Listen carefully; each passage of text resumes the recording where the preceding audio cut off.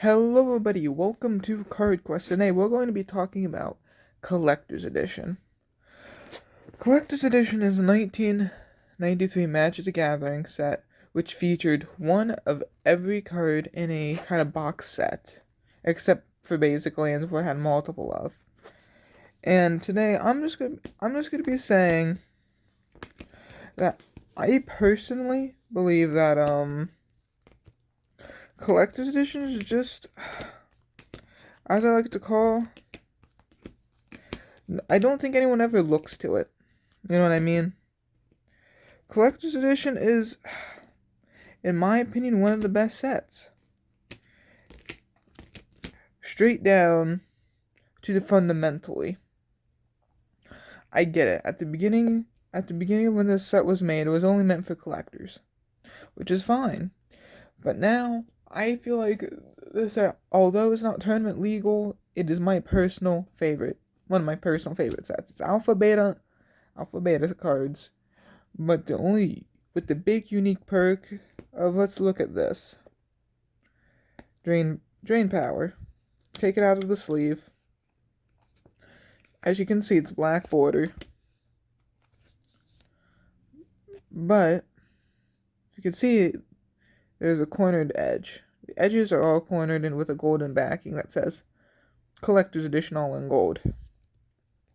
With the gold outline in the back. And see, there's no other set in Magic the Gathering's history, to my knowledge, other than International Collector's Edition, that has this, which raises the question: why are these cards, 1993 cards, so underappreciated? I mean, it's a piece of Magic's history, beautiful artworks, you know, it really, like, I love these old artworks, and people buy proxies, this 4th edition, this 5th edition, that still has some of these artworks. But, honestly, just down to the detail, down to everything, I just like the history behind Collector's Edition and International Collector's Edition. Because there's stories of people, counterfeiting alpha beta cards by, taking these corners and cutting it to more of a rounded edge to either make it look like a alpha beta card. Which is very unfortunate, because a lot of these cards, you just don't see any cards in perfect condition. Like, just because of the, cornered edges, you just don't see them rarely in great condition. And when people say they're in lightly played condition, you typically see big nicks like so. But I'm on my soapbox about this set. This set, I mean, it's not the cheapest way to get 1993 cards, because you still have some of the more expensive cards in it. But you gotta think, if I remember correctly, 1993, it was alpha, beta, then Collector's Edition and Limited were released on the same day, if I'm not mistaken. And honestly, these Collector's Edition cards are part of Magic's history. Magic the Gathering is almost, I think it's almost 30 years old, isn't it? Is it really that old? Started in 1992. Yeah, it's almost 30 years old. The fact that you can still find some of these in decent condition is mind-boggling. I mean, think about it. And that's why I prefer cards like There's just some of these cards. I know some of these cards here are just they commons, uncommons, some even rares. But you gotta think, this is the last 1993 set that is black border. When that's a good example. This Twiddle is just as rare as this card right here. Same rarity as, let's say, this Water Elemental. Every one of these cards is the same rarity in Collector's Edition, except for lands, of course. So,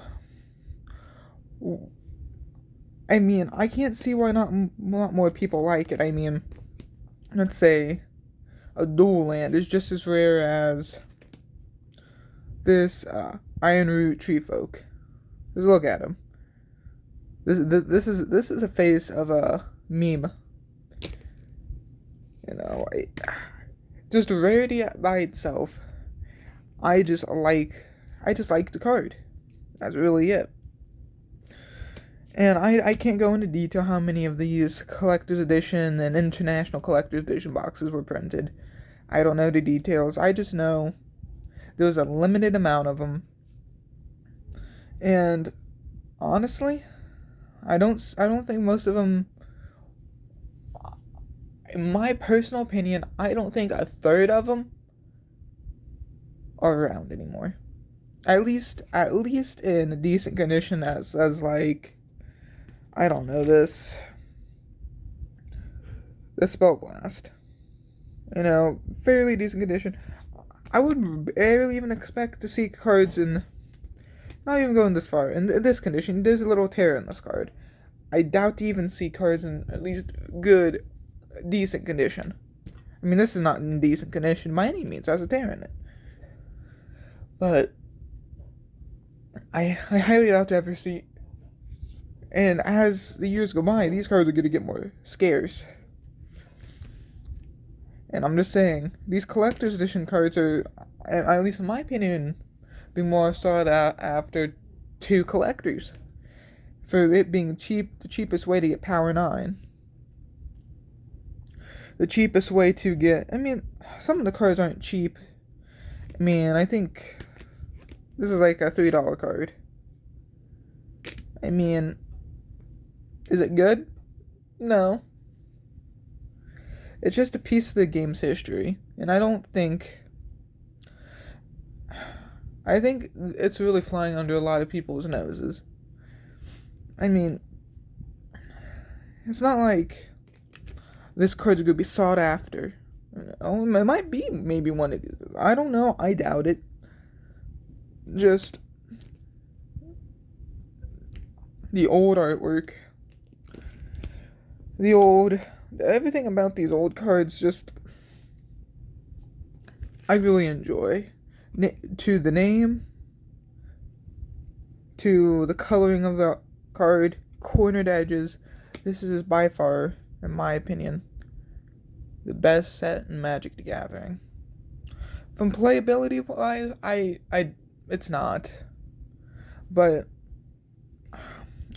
artwork, I love the old artwork.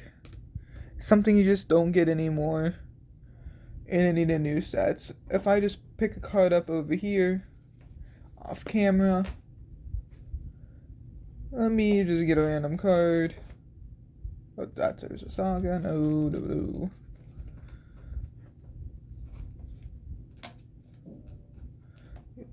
Well, let me just get a token. It's fine.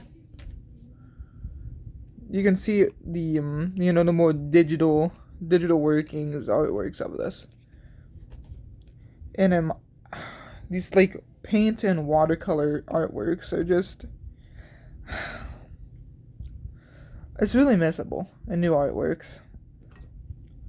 Really is missable. You really don't see it anymore in Magic the Gathering. Everything kind of